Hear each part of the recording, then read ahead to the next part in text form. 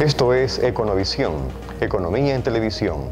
En este programa vamos a abordar sobre el aspecto conceptual de la inflación, la forma de cálculo, también el índice de precios del consumidor, cómo se lo determina matemática y estadísticamente, su mentalizador, el concepto fundamental de lo que tiene que ver con el salario indexado, como también el salario real, el salario nominal y algunos otros componentes importantes de la economía dinámica.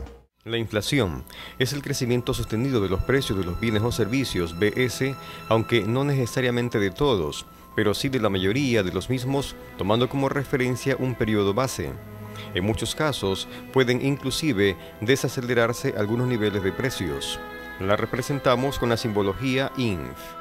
La fórmula fundamental de la inflación está definida por inflación es igual a la fracción índice de precios del consumidor en el periodo N+1 menos el índice de precios del consumidor en el periodo N, y todo ello sobre el índice de precios del consumidor en el periodo N, a su vez todo aquello multiplicado por 100.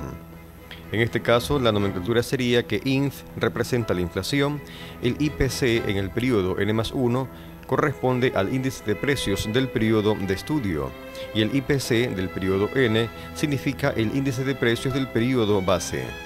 El índice de precios del consumidor fue desarrollado por el economista alemán Etienne Lasperre, economista y estadístico alemán que vivió entre 1834 y 1913. Se especializó en estadísticas de precios, realizando importantes contribuciones en materia de números índices. El índice de Lasperre es una forma de mostrar la evolución en el tiempo a partir de un año base de un conjunto de magnitudes, ponderando en cada una su importancia dentro del conjunto.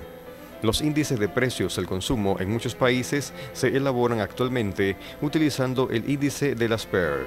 En Ecuador lo representamos con la simbología IPC. La fórmula fundamental del índice de precios al consumidor, el IPC, está definida por IPC es igual a la fracción de la sumatoria del producto a los precios actuales por las cantidades del periodo base.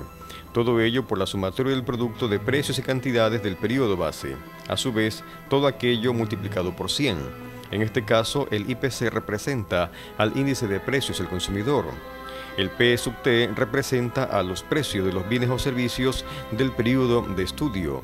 Q sub O representa a la cantidad de los bienes o servicios del periodo base. La fórmula fundamental del poder adquisitivo de la moneda está dada por PA, que es igual a 100 sobre IPC, 100 que corresponde a los 100 centavos que contiene una moneda sobre el índice de precios del periodo respectivo. Otro importante concepto es el salario nominal o corriente, que es el salario expresado en términos de cada año sin deducir la inflación.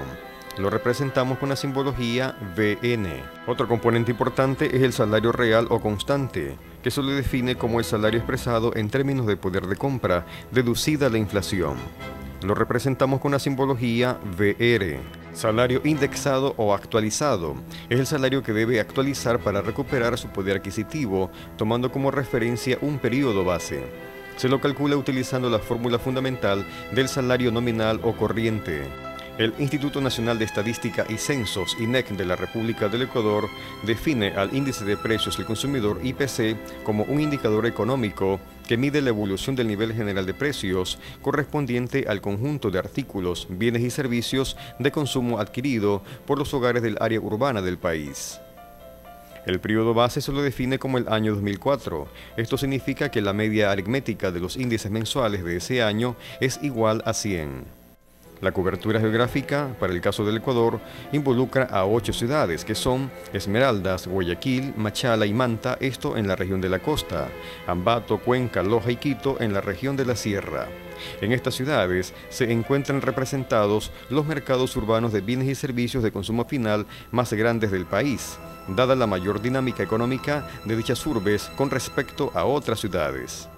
En la República del Ecuador, el Instituto Nacional de Estadística y Censos, INEC, selecciona para cada ciudad 299 artículos que luego se agregaron en 151 productos, 98 subclases, 68 clases, 35 grupos y 12 divisiones de consumo. Esto en el marco de la clasificación del consumo individual por finalidades, con sus siglas CCIF. Econovisión, Economía en televisión. Hemos abordado sobre la inflación, el proceso de cálculo, el índice de precios al consumidor, la metodología, cómo se lo determina, su mentalizador, el concepto de lo que es un salario real, un salario nominal, la indexación salarial. Recuerden que la economía es más que utilizar, es optimizar recursos.